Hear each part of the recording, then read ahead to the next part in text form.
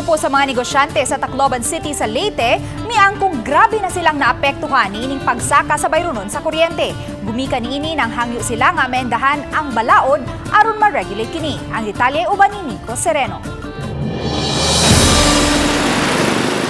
Excessive kun mahulagway sa grupo sa mga negosyante sa Tacloban City ang umento sa bayronon sa kuryente.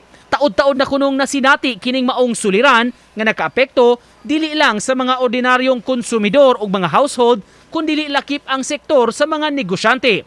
Sagad sa mga trading industries sa Eastern Visayas, miaray na sa kamahal sa ilang electric bills. If I may term it, probably it's a tremendous increase already for the consumers. No, so this is it calls an alarm for everybody, I think.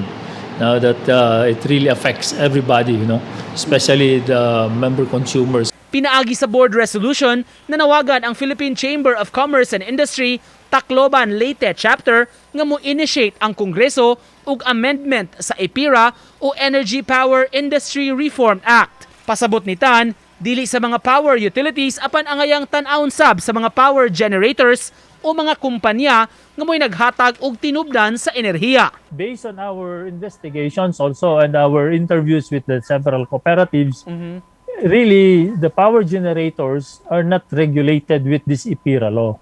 So I think it is about time, it's high time I think that we also need to come up with these amendments for this revisit probably para win-win for everybody. Gihangop sa mga negosyante nga anam-anam na karon nga milambo ang dagan sa patigayon sa ilang lugar human labihang naapektuhan tungod sa pandemya ug ubang mga hagit. A little bit hinay-hinay nagyapon, no? But not 100% probably, but definitely ang importante is we don't lose hope. So diretso ang ato adlaw-adlaw nga negosyo. Uban ni Clans Gabutin ug Rod Parado, Nico Sereno, Balitang Bisdak.